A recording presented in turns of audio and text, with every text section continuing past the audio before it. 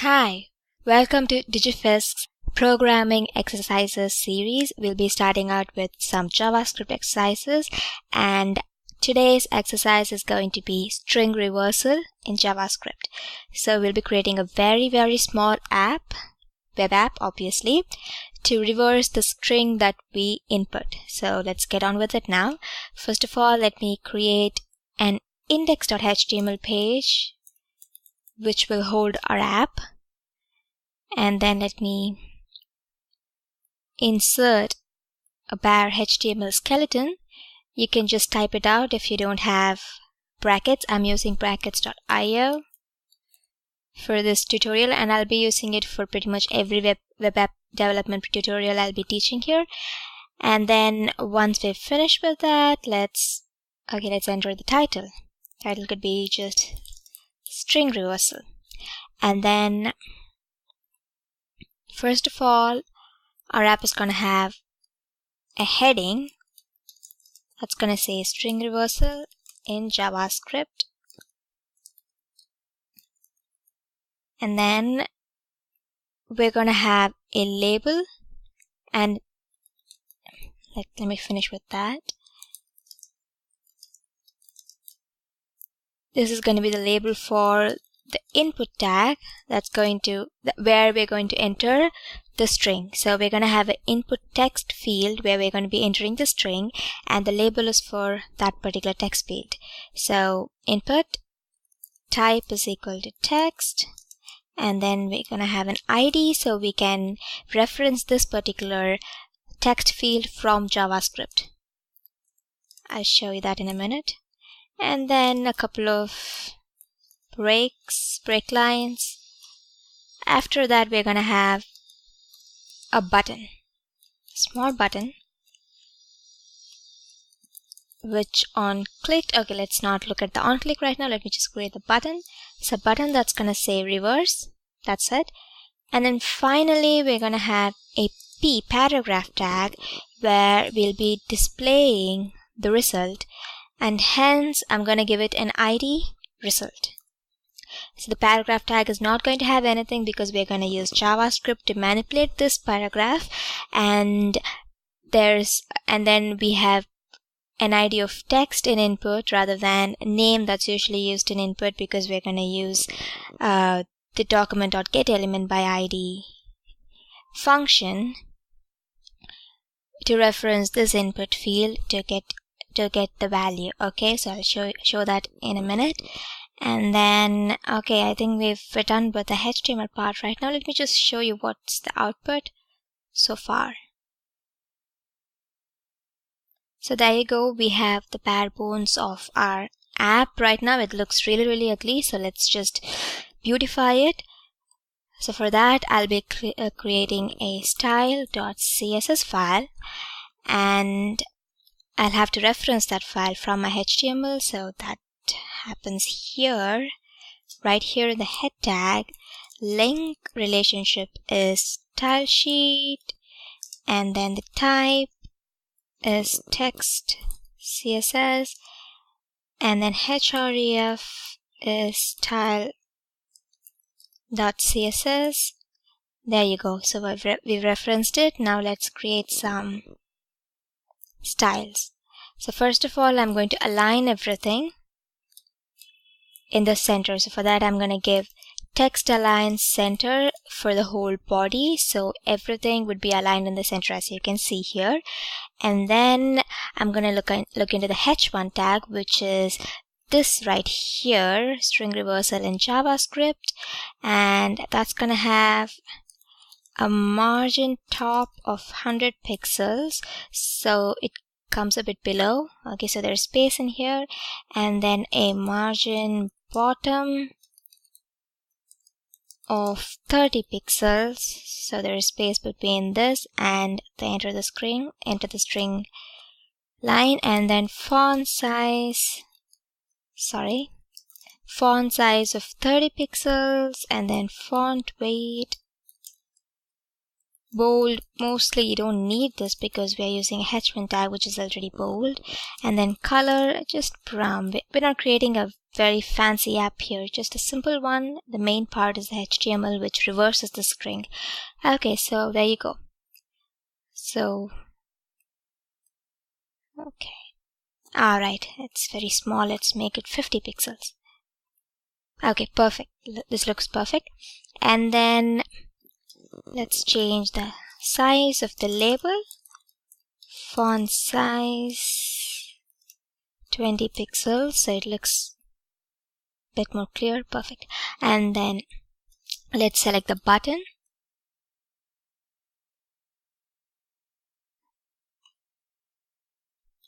So the button, since we only have one button, we can just enter button in here. But if you want to reference a particular button, you might have to give ID right here and then reference that ID with, you know, something like this, or just the ID name like this. Okay, so here let's just give button in here, and then the width of the button is going to be 75 pixels, height is going to be 30 pixels, and then font size is going to be 16 pixels.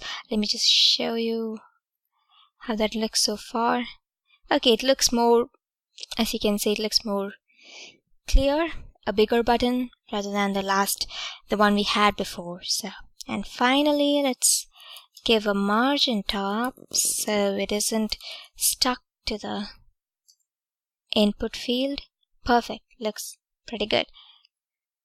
And then finally the result is the paragraph tag, where we're going to display the result of our reversal. So font size is 30 pixel and color is cornflower blue.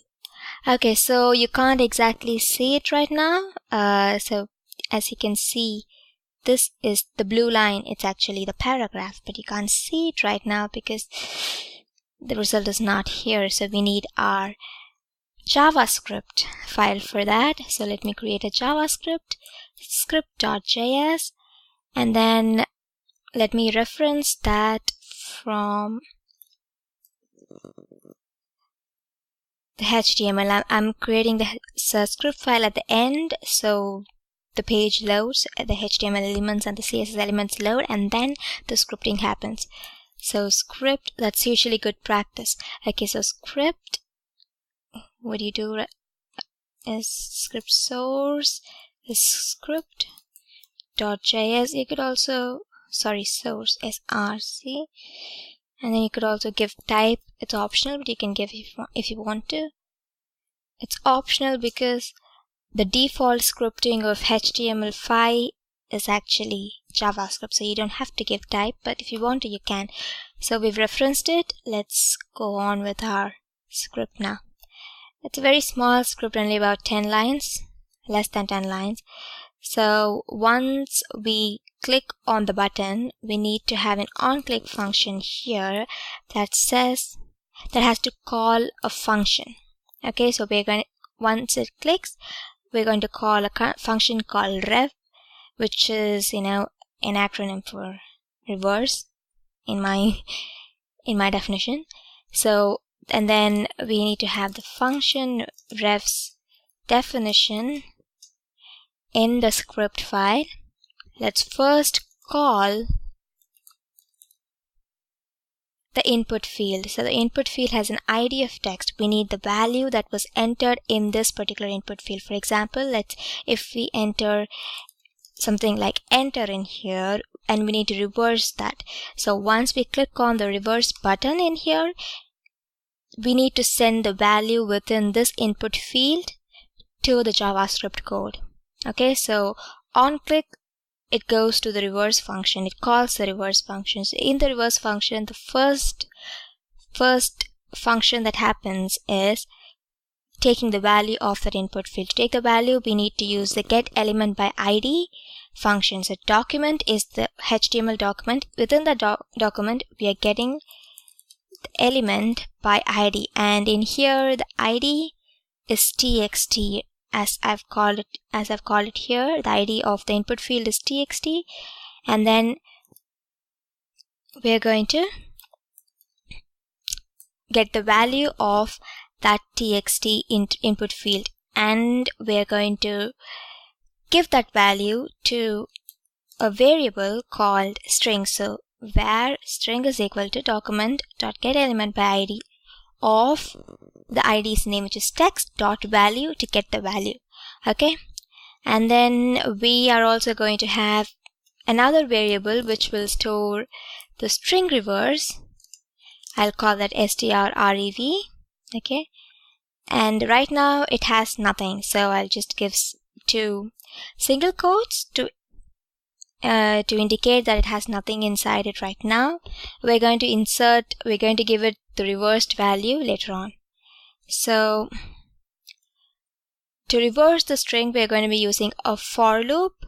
So let me show you how that happens. For var I is equal to, we're going from the last. Okay, so we're first taking the whole length of the string, okay, which is string.length minus 1, I is greater than or equal to 0, I minus minus.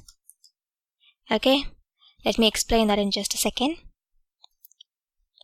It's okay. So what happens here is, so let me give you a string here. So let me say the string is enter. Okay, so the length of the string is 5. Okay, so I will start from 4, and then it'll go till 0. So it'll run the loop 5 times, which is exactly the length of the string. Or you could also do it like this: string is equal to string length and then greater than or equal to 1.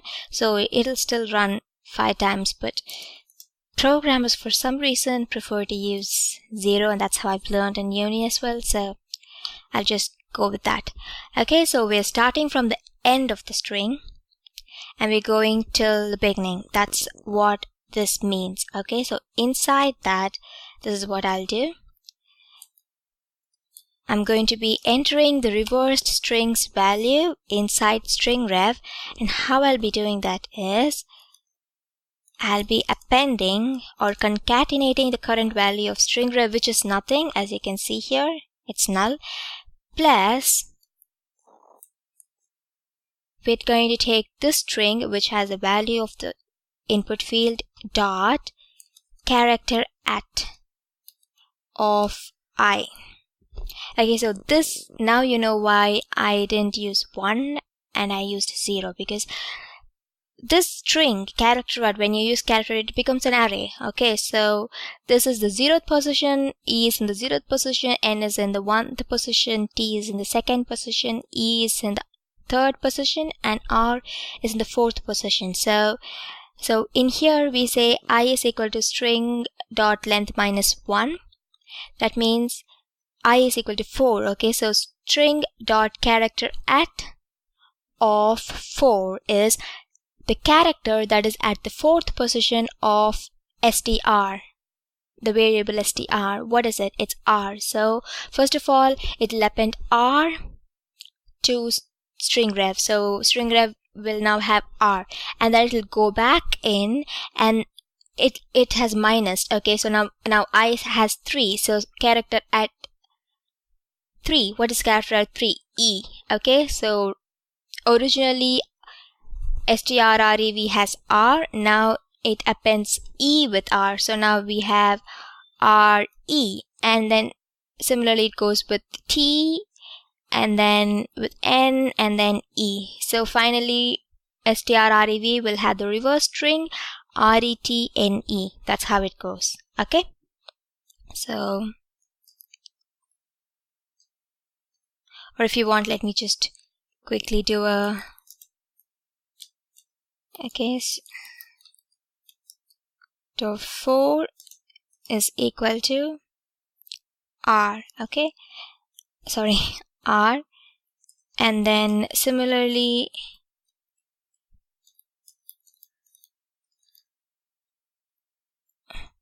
of 3 is equal to E, of 2 is equal to T, of 1 is equal to N, and of 0 is equal to E. Okay, so first of all, strrev will have nothing plus r, so it'll have r, and then it'll have strrev will have r plus the next 3 is e, so r plus e, which is re, and then it'll have re plus t, which is ret, and so on it goes. Okay, so that's how it works. Let me remove all the extras. Okay, so we now have the reverse string. Now all we have to do is display that string in the paragraph that we created here. We created this paragraph and we gave it, styles and everything, so we can display the result, that is the reverse string, in here. So let's do that right now. We're gonna do it like this. We're gonna first get the element, that is the p element, by the id. The id of that element is result, and then we're going to change its inner HTML. Okay, so dot inner HTML will actually change its HTML, so we're going to change it like this. The reversed string is, give it a space, and then concatenate that with the string ref. So that's it. First it takes the ID. Okay, so takes the ID, so that is this particular element, the p element, and then it changes the inner HTML of that particular element. It changes it to this string, reverse string is, with a space, and then finally appends it with the reversed string strrev. So let's see how that looks. Okay, so there's a problem. This is not working right now, so I have a problem with the, yep, there is it. Var, it's var, it's not what. So let's see if it works now. Perfect, it works. It's okay. The problem was that I didn't give var here, I gave vat. Okay, so I enter reverse and it gives me the reverse string. I could do the same with enter, and then it changes it too. So it works. We have a small app that reverses any string that you can enter in JavaScript. Perfect.